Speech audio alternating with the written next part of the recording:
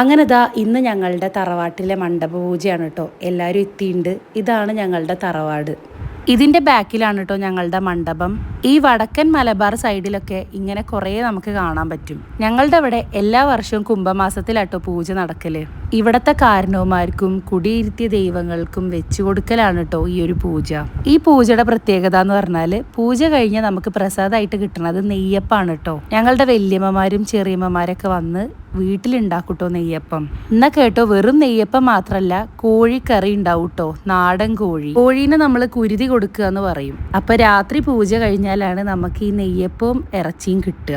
ഈ ഒരു കോമ്പിനേഷനും അറിയാത്തവര് എന്താണെങ്കിലും ഒന്ന് ഉണ്ടാക്കി നോക്കുക, നല്ല ടേസ്റ്റ് ആണ്. അങ്ങനെ പൂജയൊക്കെ കഴിഞ്ഞ് ഞങ്ങളുടെ നാട്ടിലെ ചെട്ടിയാരുടെ വക നല്ലൊരു പാട്ടും കൂടെ ഉണ്ടായിരുന്നു. ഞങ്ങളുടെ ഈ ഒരു ഗ്രാമത്തിലെ ഓൾ ഇൻ ഓളാണ്.